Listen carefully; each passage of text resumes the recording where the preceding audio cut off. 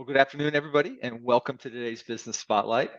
I'm your host, Todd Rodden. I'm a certified executive and business coach located in the Dayton, Ohio area. I own Aspire Action Coach. And today, we're excited to have Owen BonDurant join us here.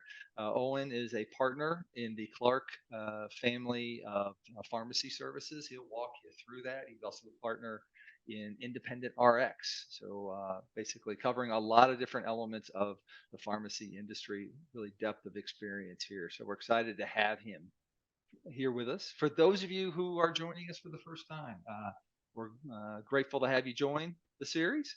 We encourage you to go out and subscribe, hit that subscribe button so that you can receive future messages from other inspiring leaders like you're going to hear from Owen here today. So Owen, we're thrilled to have you join us. Maybe take a minute, introduce yourself, and tell us just a little bit about the plethora of services that your businesses provide.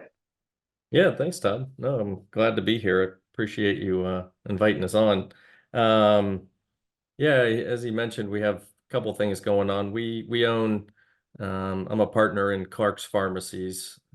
Clark's Pharmacies has been in the Dayton, Ohio area since 1939. And then my family got involved. Actually, my dad got involved in the 80s, and then he became an owner in the 90s. And then I purchased that from him. So we own 3 pharmacies today in the area. And then in addition to that, we're pretty successful in running our own business that we now do accounting for other independent pharmacies around the nation. So, we provide basic accounting services in addition to helping people start and buy a pharmacy or sell them. So yeah, it's been a good business. That's kind of all I know. Well, a great example of taking a business line that was a strength and then building upon it and creating a whole other business line that helps supports it, and you can scale across that whole industry. So very exciting. Yeah. Yeah, it was actually kind of funny. I mean, I didn't get into this, but we went from having 3 locations to 10 locations. We sold 7, went up to 16 locations. So where it got started is we had so many other people, like pharmacists, asking us, like, how are you doing this? Like, we we can't figure out how to do one. So how are you doing that many? And that we actually just threw up a website to help people start and buy pharmacies, and then that led to accounting. So it's kind of evolved over the years. So we just listen to our customers and then provide something that they need. So you've been part of the industry for a while. Wow. What's been the biggest shift or change? Obviously, pharmacies. You got some big gorillas that live in that neighborhood, right? That you're competing against, right? So how have you seen it shift, and what's it meant to you? I've seen it shift a lot, and what's odd about that is I'd say the biggest change is occurring now. So I mean, we've gone from, when I was a kid, I remember us putting our first computers in, and it was all done by hand, and there was no insurance that you billed to. It was all cash. And then everything went to, now it's 95% insurance that you bill. And then Medicare, you didn't bill Medicare up until 1996. And so that was a whole new shift. And Walmart entered the market. We had mail order. So there's been all these changes. And right now, what we're seeing is a major shift because the insurance companies have lowered reimbursement. And if you've been to a chain pharmacy, it's not usually a great experience at this point. Long lines, they make a lot of mistakes. Well, they've kind of done it to themselves. And so now, if you've followed anything in the government, they're re-looking at how insurance is done. They're negotiating drug prices now, and it's causing a huge change in our what's happening. In addition to that, there's a shortage of doctors. So now they're pushing a lot of the doctor services down to pharmacies, which is why you're seeing, 1-minute clinics and Walgreens owning doctors' offices, and testing like COVID and flu testing being done at the pharmacy level. So they're pushing that all to the pharmacies, so it's completely changing how we're doing business.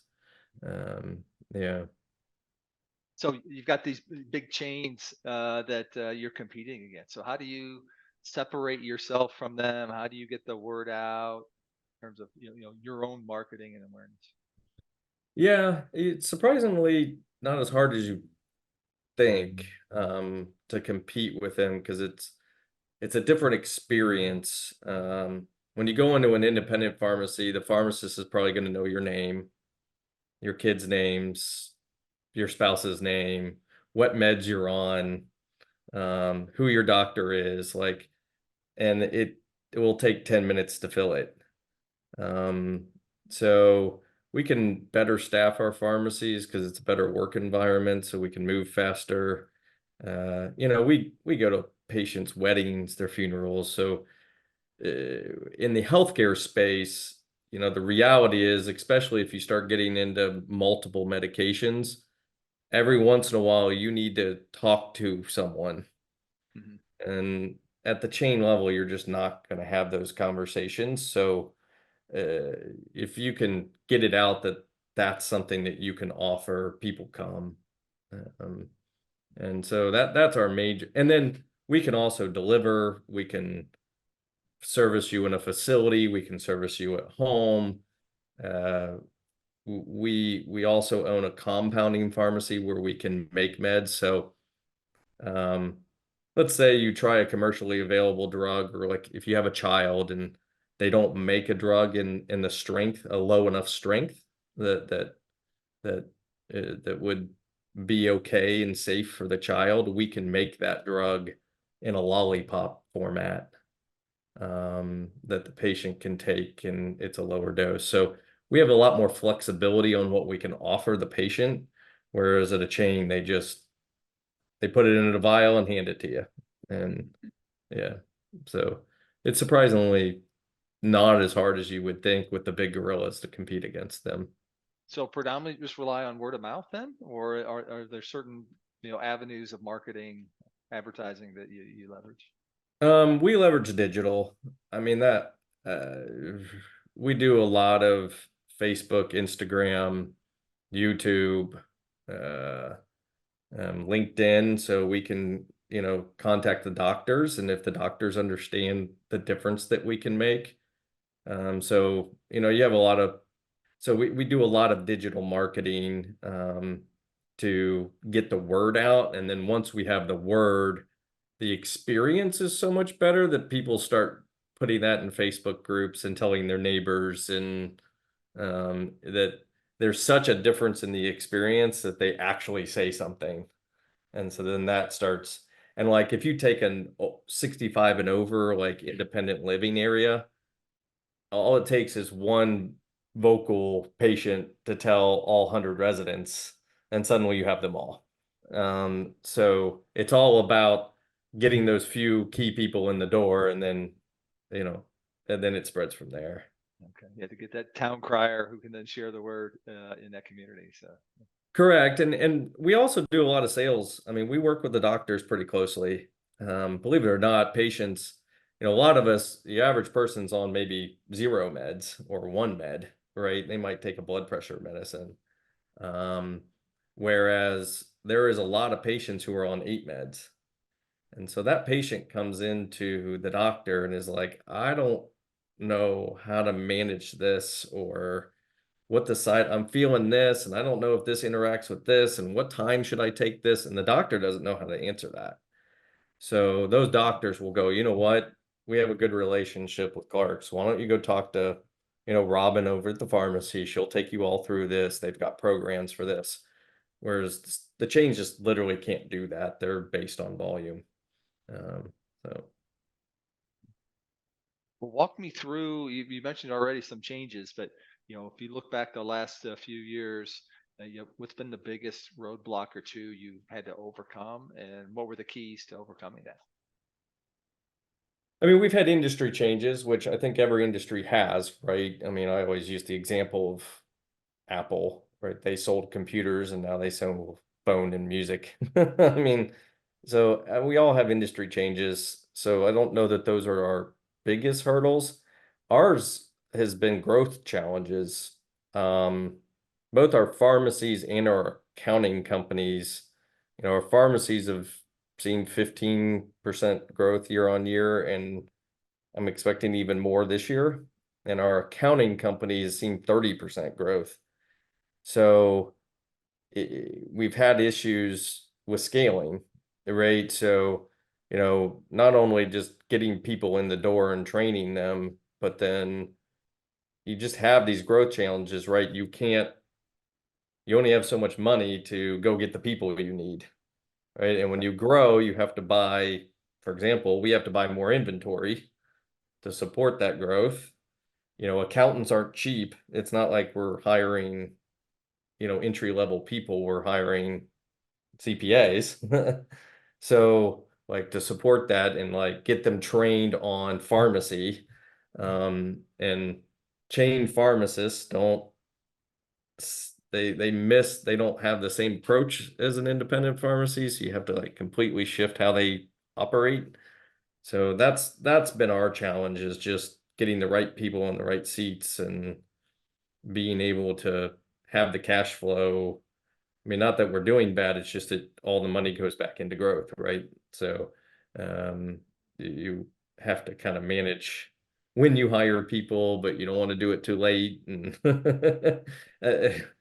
you know, that it that's been our biggest challenge and continues to be. Okay, so managing that sequence of investment funds, right? Because you still got to manage your cash flow, right? All right, Right. to still support and fuel that growth, right? So, Yeah, absolutely. Yeah.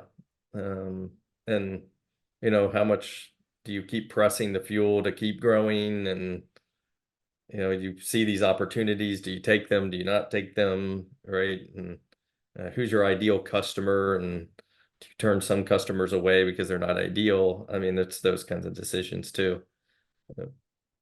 well, you mentioned that ideal customer. So, how would you best describe your ideal customer? Well, we have a couple different ones. On the pharmacy side, patients over 55 on multiple meds is our ideal customer there. Um, or uh, on the compounding side, it's really doctors. The the in customer is a patient, but the doctors are referring the specialized meds, right? They're the ones. The average consumer doesn't know that you can turn a drug into a lollipop. Like, you have no idea. So it's the doctors. On the accounting side, it's independent pharmacies. Simple as that. And we target them all around the country. Uh, yeah. So you talked about some past challenges. Is there, if you looking ahead, is it still that fueling and supporting that growth trajectory that's your biggest challenge? Or if you had, if I could give you a magic powder that you could sprinkle on and fix that one problem, what would that one problem be? Yeah, putting, you know, like right now, I need a pharmacist. We need an accountant. We need a financial analyst for the accounting side to do like projections and cash flow. Like if someone's buying a pharmacy, we'll do a cash flow analysis and um, and look at things different way on how they're going to buy it. Um, we could use another technician. you know I guess in my world, if I had all this money, I would just go hire all these people right now, even though I probably don't fully need them. I need them like half the time. Um, and the odd part is technicians, there's a shortage of, accountants, there's a shortage of. So my two primary people I need to hire are in shortage. So not only do I need them, but also they're hard to find. And so uh, that's our challenge. And then we have to teach them pharmacy. So like on the accounting side, accountant doesn't know about pharmacy. Like, they don't know that, when you bill Medicare, you get paid $100, but then they call back $5 6 months later, depending on certain things. Like, that's weird. And then when you buy a drug, you buy it for one amount and they give you more back based on certain purchase levels, like it's confusing. And so, you have to train these people on the ins and outs of your industry. And, that's not something that happens, in 2 weeks. So that if I could, get a pot of money and go hire all those people, that would solve a lot of my issues. Yeah, so it's not about just finding them, but it's also training them on the industry as well, right? So that's Yeah, it's a big time commitment. yeah, So for sure. step back, take a minute, kind of describe your team. How are you guys staffed? What type of skill sets really? You talked to obviously pharmacists and accountants, but how you staff your organization to help drive growth beyond those roles.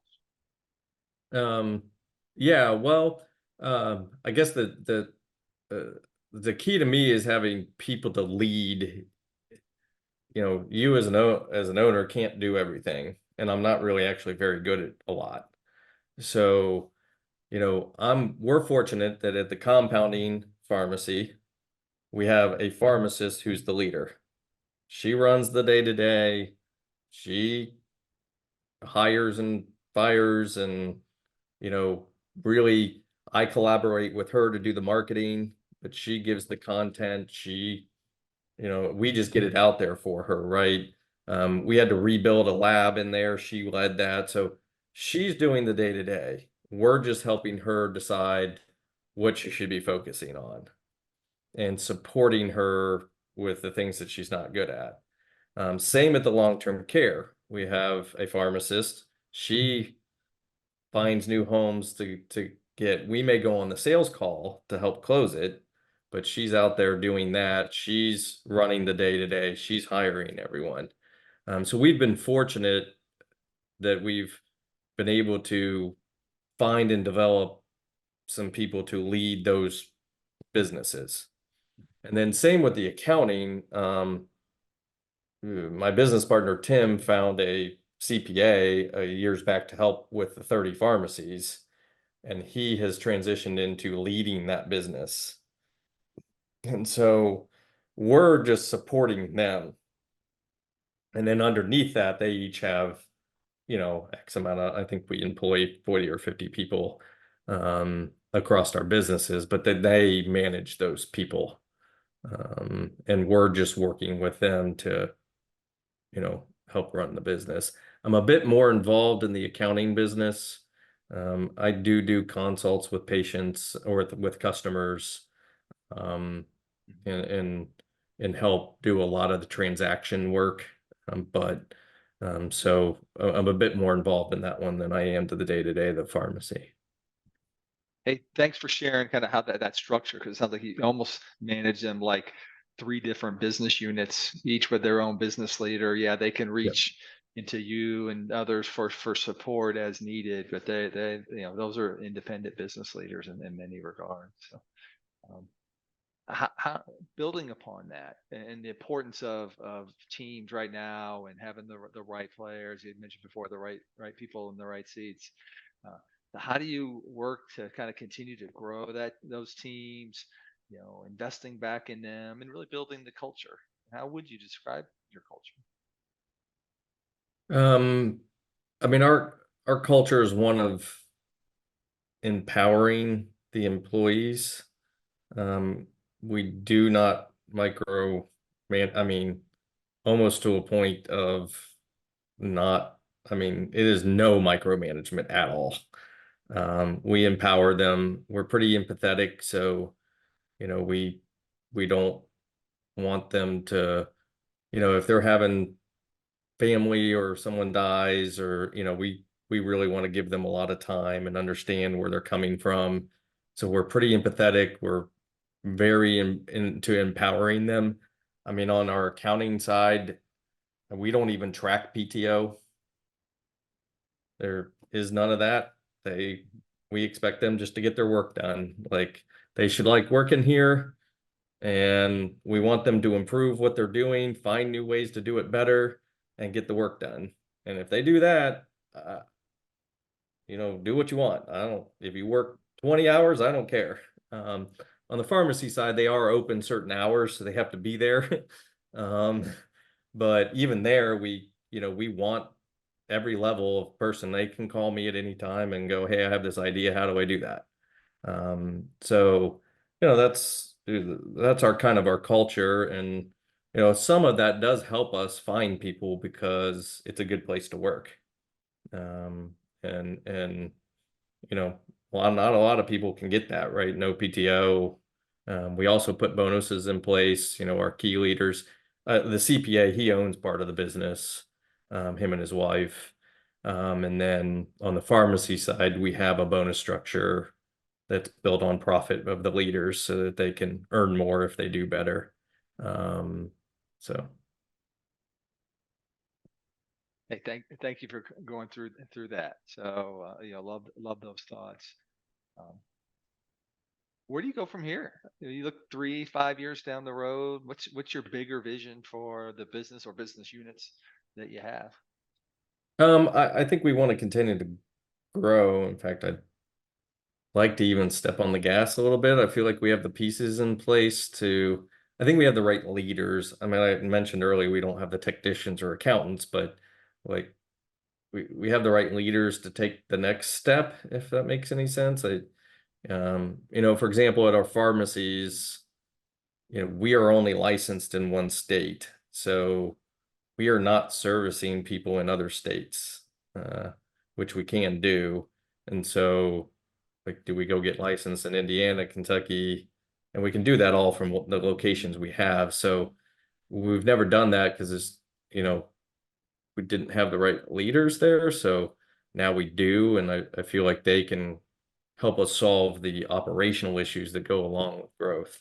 No, I think we want to continue tripling, doubling our business over the next 3 to 5 years. Great. So we have a lot of folks who are fairly new in their entrepreneurial journey, watching this series. So what advice would you give to somebody, maybe they're a year or two to running their own business, what you wish you knew then that you know Yeah. now? Yeah. Well, I mean, it's something I still struggle with today, and that's uh, working on the business and delegating. Um, and you know, when you start a business or, you know, at one point you're doing everything and it's hard to let go. And so, and it's and creating processes. So I try every single time I'm doing anything, I go, how am I going to give this to someone else? Is what I'm doing right now, could I go, hey, or here's how you do that?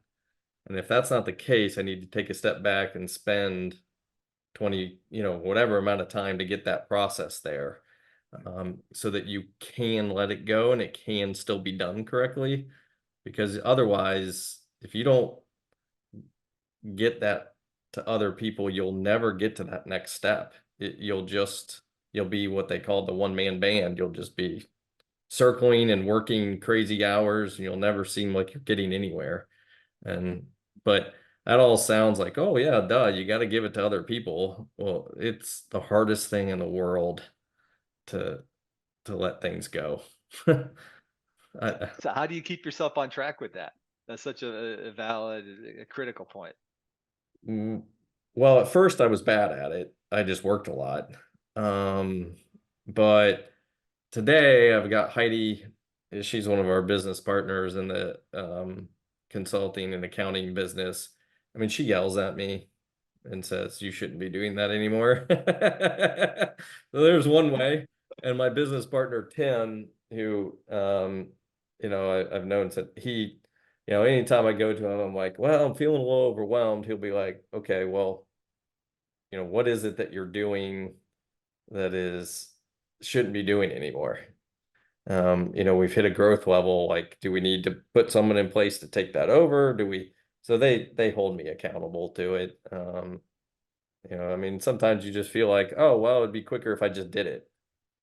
Right. And the reality is that's true for that moment. For today. But yeah, for today. Yep. So, some having people who will tell you that you're not doing that is, so find a mentor, find someone who can tell you that you're not, you know, or a coach. I mean, that's what they're there for, is to go, uh, hey, you said you were going to do this and now you're back doing those items again. Like, you've got to find a way to get that to someone else.